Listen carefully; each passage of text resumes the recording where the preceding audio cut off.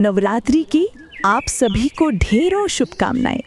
इन पावन दिनों में हम सब माँ दुर्गा की महिमा का गुणगान कर रहे हैं। इस समय हम दुर्गा सप्तशती के पवित्र पाठ का श्रवण कर रहे हैं, जो हमें देवी की अद्भुत कथाओं से जोड़ता है।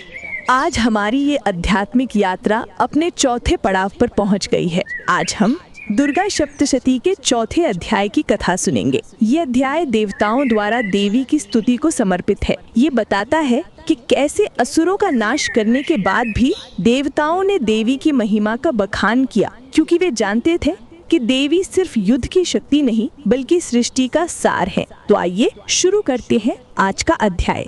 दुर्गा सप्तशती पाठ अध्याय 4। इंद्र आदि देवताओं द्वारा देवी की स्तुति।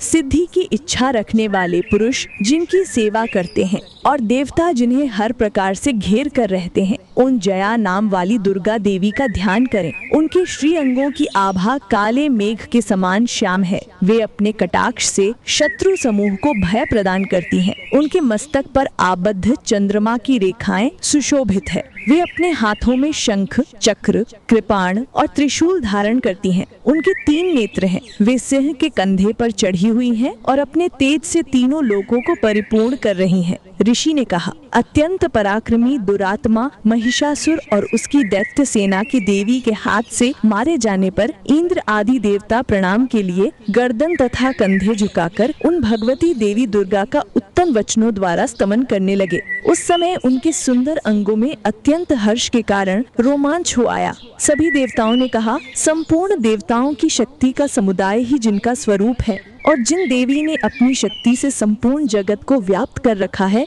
समस्त देवताओं और महर्षियों की पूजनीय उन जगदम्बा को हम भक्ति पूर्वक नमस्कार करते हैं। वे हम लोगों का कल्याण करें। जिनके अनुपम प्रभाव और बल का वर्णन करने में भगवान शेषनाग, ब्रह्मा जी तथा महादेव जी भी समर्थ नहीं है। वे भगवती चंडिका संपूर्ण जगत का पालन और अशुभ भय का नाश करने का विचार करें। जो पुण्यात्माओं के घरों में स्वयं ही लक्ष्मी रूप से, पापियों के वहाँ दरिद्रता रूप से, शुद्ध अंतःकरण वाले पुरुषों के हृदय में बुद्धि रूप से, सत्पुरुषों में श्रद्धा रूप से और कुलीन मनुष्य में लज्जा रूप से निवास करती हैं, उन आप भगवती दुर्गा को हम नमस्कार करते हैं। हे देवी, आप संपूर्ण विश्व का पालन कीजिए। हे देवी, आपके इस अचिंत्य रूप का, असुरों का नाश करने वाले भारी पराक्रम का और समस्त देवताओं तथा दैत्यों के समक्ष युद्ध में प्रकट किए हुए आपके अद्भुत चरित्रों का हम किस प्रकार वर्णन करें। आप संपूर्ण जगत की उत्पत्ति के कारण हैं। आप में सत्वगुण, रजोगुण और तमोगुण, ये तीनों गुण उपस्थित हैं। फिर भी दोषों के साथ आपका संसर्ग नहीं जान पड़ता। भगवान विष्णु और महादेव जी आदि देवता भी आपका पार नहीं पाते। आप ही सबकी आश्रय हैं। ये समस्त जगत आपका अंशभूत है, क्योंकि आप सबकी आदिभूत और विकृता परा प्रकृति हैं। हे देवी, संपूर्ण यज्ञों में जिसके उच्चारण से सभी देवता तृप्ति लाभ करते हैं, वे स्वाहा आप ही हैं। इसके अतिरिक्त आप पितरों को भी तृप्ति का कारण हैं, इसलिए सभी लोग आपको स्वधा भी कहते हैं। हे देवी, जो मोक्ष की प्राप्ति का साधन है, अचिंत्य महाव्रत स्वरूपा है, समस्त दोषों से रहित, जितेंद्रिय तत्व को ही सार वस्तु मानने वाले तथा मोक्ष की अभिलाषा रखने वाले मुनिजन जिसका अभ्यास करते हैं, वे भगवती पराविद्या आप ही हैं। आप शब्द स्वरूपा हैं। अत्यंत निर्मल ऋग्वेद, यजुर्वेद और उद्गीत के मनोहर पदों के पाठ से युक्त सामवेद का आधार भी आप ही हैं। आप देवी त्रयी और भगवती हैं। इस विश्व की उत्पत्ति एवं पालन के लिए आप ही वार्ता है। आप संपूर्ण जगत की घोर पीड़ा का नाश करने वाली हैं। हे देवी, जिसे समस्त शास्त्र के सार का ज्ञान होता है, वे मेधा शक्ति आप ही हैं। दुर्गम भव सागर से पार उतारने वाली नौका रूप दुर्गा देवी भी आप ही हैं। आपके कहीं भी आसक्ति नहीं। कैटव के शत्रु भगवान विष्णु के वक्ष स्थल में एकमात्र निवास करने वाली भगवती लक्ष्मी और भगवान चंद्रशेखर द्वारा सम्मानित गौरी देवी भी आप ही हैं। आपका मुख मंद मुस्कान से सुशोभित निर्मल पूर्ण चंद्रमा के समान और उत्तम सुवर्ण की मनोहर कांति से सुंदर है।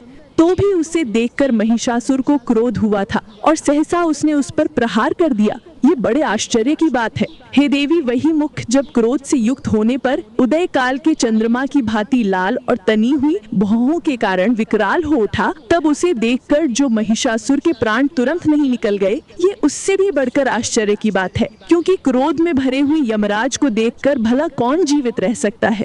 हे देवी, आप प्रसन्न होइए। परमात्मा स्वरूपा आपके प्रसन्न होने पर जगत का अभ्युदय होता है और क्रोध में भर जाने पर आप तत्काल ही कितने ही कुलों का सर्वनाश कर देती हैं। ये बात अभी अनुभव में आई है, क्योंकि महिषासुर की ये विशाल सेना क्षण भर में आपके क्रोध से नष्ट हो गई है। सदा अभ्युदय प्रदान करने वाली आप जिन पर प्रसन्न होती हैं, वे ही देश में सम्मानित हैं। उन्हीं को धन और यश की प्राप्ति होती है। उन्हीं का धर्म कभी शिथिल नहीं होता। वे ही अपने हृष्ट पुष्ट स्त्री पुत्र और भृत्य के साथ धन्य माने जाते हैं। हे देवी, आपकी ही कृपा से पुण्यात्मा पुरुष प्रतिदिन अत्यंत श्रद्धा पूर्वक सब प्रकार के धर्म अनुकूल कर्म करते हैं और उसके प्रभाव से स्वर्ग लोक में जाते हैं। इसलिए आप तीनों लोकों में निश्चय ही मनोवांछित फल देने वाली हैं। हे माँ दुर्गे, आप स्मरण करने पर सब प्राणियों का भय हर लेती हैं और स्वस्थ पुरुषों द्वारा चिंतन करने पर उन्हें परम कल्याणमयी बुद्धि प्रदान करती हैं।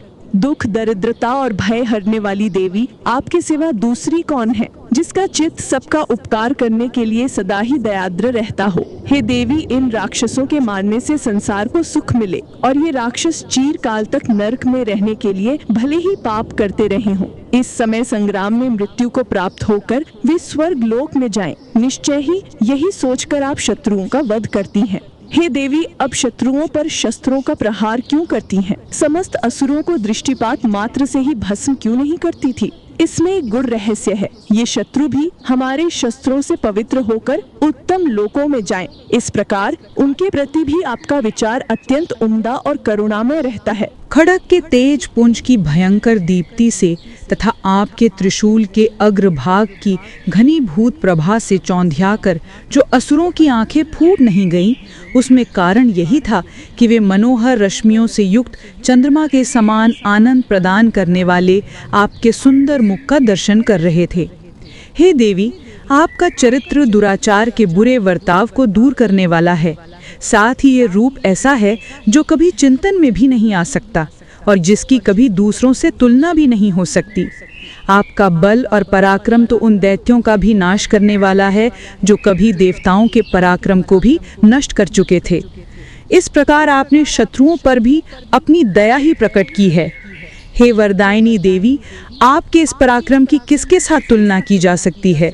शत्रुओं को भय देने वाला और अत्यंत मनोहर ऐसा रूप भी आपके सिवा और किसका हो सकता है? हृदय में कृपा और युद्ध में निष्ठुरता, ये दोनों बातें तीनों लोकों के अंदर मात्र आपके अंदर ही देखी गई हैं। हे माता, आपने शत्रुओं का नाश करके इस समस्त त्रिलोकी की रक्षा की है। उन शत्रुओं को भी युद्ध भूमि में मारकर स्वर्ग लोक में पहुंचाया है और उन्मत्त दैत्यों से प्राप्त होने वाले हम लोगों के भय को भी दूर कर दिया है। आपको हमारा नमस्कार है। हे देवी, अब शूल से हमारी रक्षा करें। हे अंबिके, आप खड़ग से हमारी रक्षा करें और घंटा की ध्वनि तथा धनुष की टंकार से भी हम सभी की रक्षा करें। हे चंडिके, पूर्व, पश्चिम और दक्षिण दिशा में आप हमारी रक्षा करें और ईश्वरी, अपनी त्रिशूल को घुमाकर आप उत्तर दिशा में भी हमारी रक्षा करें। तीनों लोकों में आपके जो परम सुंदर और अत्यंत भयंकर रूप विचरण रहते हैं, उनके द्वारा भी आप हमारी तथा इस भूलोक की रक्षा करें। हे अंबिके, आपके कर पल्लवों में शोभा पाने वाले खड़ग, शूल और गदा आदि जो भी अस्त्र हैं, उन सब के द्वारा आप सब ओर से हमारी रक्षा करें। इस प्रकार जब देवताओं ने जगत माता दुर्गा देवी की स्तुति की और नंदन वन के दिव्य पुष्पों और गंध चंदन आदि द्वारा उनका पूजन किया, उसके बाद सबने मिलकर भक्ति भाव पूर्वक दिव्य धूपों की सुगंध अर्पित की और तब देवी ने प्रसन्न वदन होते हुए प्रणाम करते हुए सभी देवताओं से कहा। देवी ने कहा, हे देवताओं, आप सभी लोग मुझसे जिस वस्तु की अभिलाषा रखते हैं उसे मांगिए। तब देवताओं ने कहा, हे देवी भगवती, आपने हमारी सभी इच्छाएं पूर्ण कर दी हैं। अब कुछ भी शेष नहीं रहा, क्योंकि हमारा ये शत्रु महिषासुर मारा गया है। हे महेश्वरी, इतने भर भी यदि आप हमें और वर देना चाहती हैं, तो हम जब जब आपका स्मरण करें तब तब आप दर्शन देकर हम सभी को महान संकट से दूर कर दीजिएगा। और प्रसन्न मुखी अंबिके, जो मनुष्य इन स्तोत्रों द्वारा आपकी स्तुति करे, उसे धन, समृद्धि और वैभव देने के साथ ही उसके धन और स्त्री आदि संपत्ति को भी बढ़ाने के लिए आप सदैव हम पर प्रसन्न रहिए। ऋषि ने कथा को आगे बढ़ाते हुए कहा, हे राजन, देवताओं ने जब अपने तथा जगत के कल्याण हेतु भद्रकाली देवी को इस प्रकार सुंदर स्तवन द्वारा प्रसन्न किया, तब देवी तथास्तु कहकर वहां से अंतर्ध्यान हो गई।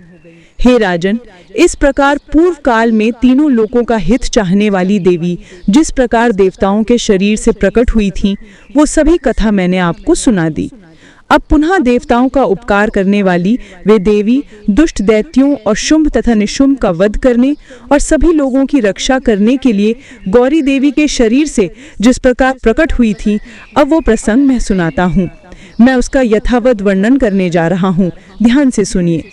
इस प्रकार श्री मार्कंडेय पुराण में सावर्ण्य मनवंतर की कथा के अंतर्गत देवी महात्म्य शक्रादि स्तुति नामक चौथा अध्याय पूर्ण हुआ। तो ये थी चैत्र नवरात्रि के उपलक्ष्य में दुर्गा सप्तशती पाठ के चौथे अध्याय की संपूर्ण कथा। उम्मीद है कि इसे सुनकर आपको शांति और शक्ति मिली होगी। कल हम एक और अध्याय के साथ मिलेंगे। अगर आपको ये कथा पसंद आई हो तो इसे लाइक करें, अपने दोस्तों और परिवार के साथ शेयर करें और ऐसे ही वीडियोस के लिए चैनल को सब्सक्राइब करें। नोटिफिकेशन बेल जरूर दबाएं ताकि आप कोई भी अध्याय मिस ना करें। जय माता दी।